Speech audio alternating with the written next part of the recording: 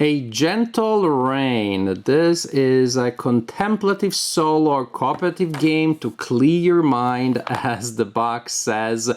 So perfect for times of pandemic where we're all a little bit stressed out and maybe we haven't resumed playing with our adult friends yet. At least that is my case. This is the rule book or rule sheet, really. This is an abstract game, although it has an alleged topic, which is we are looking at the pond where it's raining, and so there's only a limited amount of time where these flowers will blossom. You want as many of them to blossom before the rain ends. And then you have this stack of tiles here, which are very nice. So that's very, very nice production values. Look how thick they are, colorful, really beautiful game, no doubt. With these wooden tokens.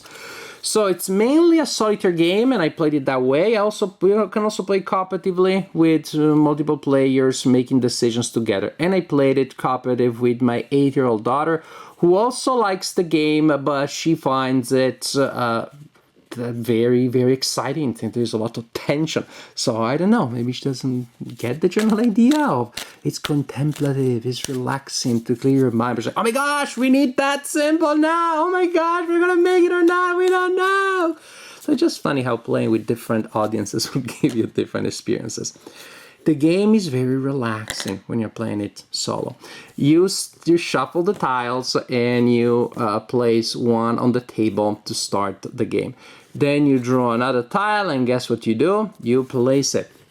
You must place it next to another tile, if you can, and matching symbols. And if there is a position where a newly placed tile would touch multiple tiles that are already on the table, then all the symbols must match. So for example, if I'm going to place a tile there, it must have both symbols matching. And so maybe now I place this one like that.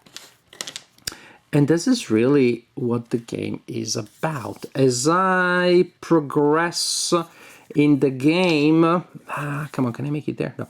As I continue in the game, that wouldn't work. As I continue in the game, at some point I should be able to place 4 tiles next to each other so that they form a circular empty space. And when they do so, I place a flower token in that empty space. And the flower token must match one of the symbols, one of the flowers that are around there.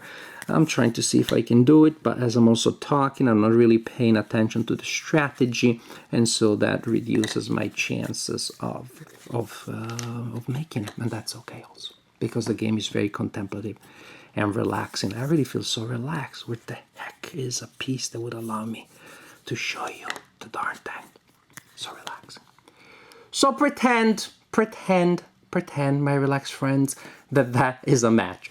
Then I take a flower corresponding to one of these spaces and I place it there.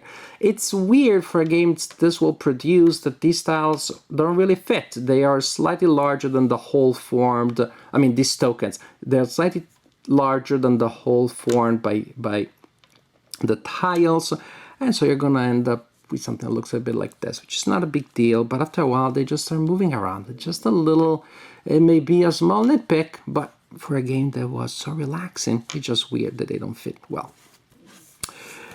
That's it. That's the general idea. We're trying to fit our flowers here. Again, I'll move it this way so you don't see the horrible mismatch there.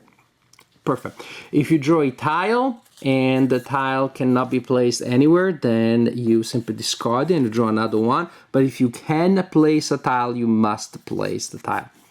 It may be that you form a set of 4 tiles, so with a single circle, and you don't have a corresponding flower, because remember the flower has to be one that is there because you placed it already, in which case, very sad, you did so much work but you don't get to place the flower.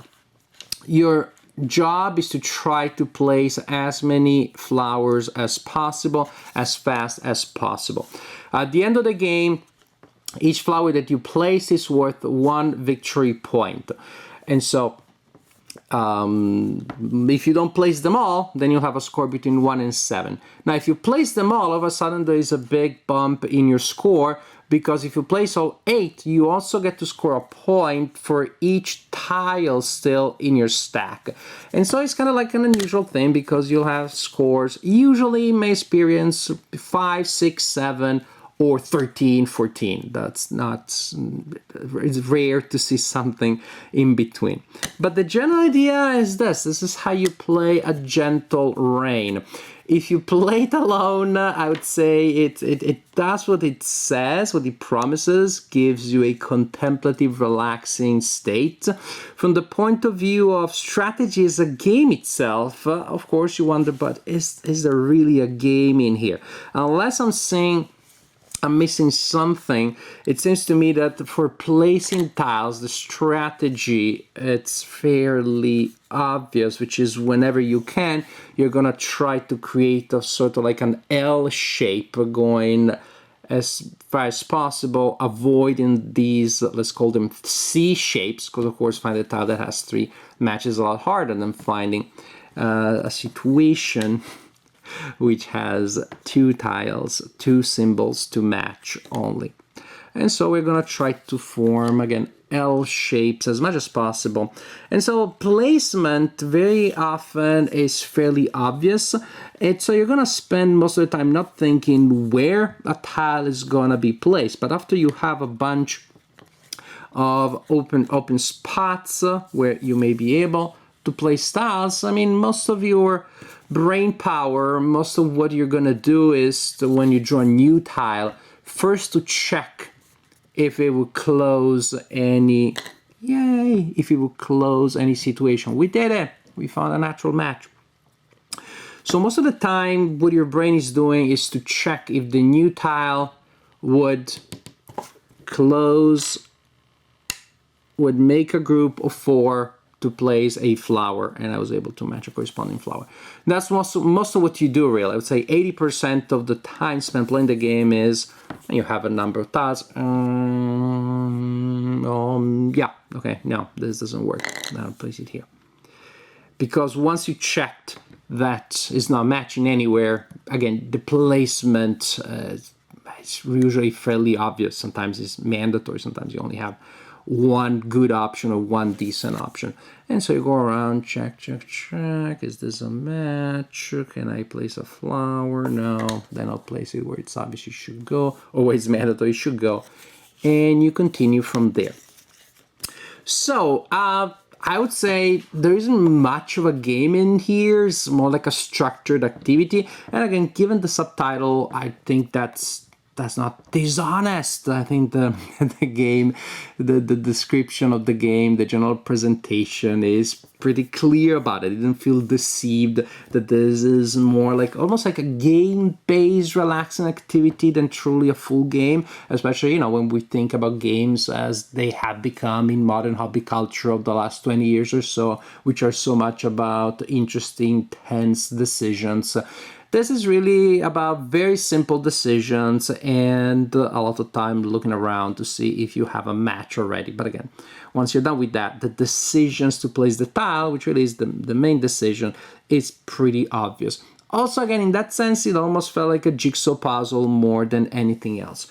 The idea is you're relaxing, you're spending time with your own thoughts, maybe with some relaxing music on, manipulating these beautiful components. Again, since the tactile experience is so important, the visual, the aesthetic experience is so important, it's a small nitpick, but it is annoying that these wooden tokens don't fit well in the grid, that you would have to worry about that. So, I'm not going to judge it as a game exactly, but mainly as an activity. As an activity, it is a relaxing and pleasant one with some minor negatives.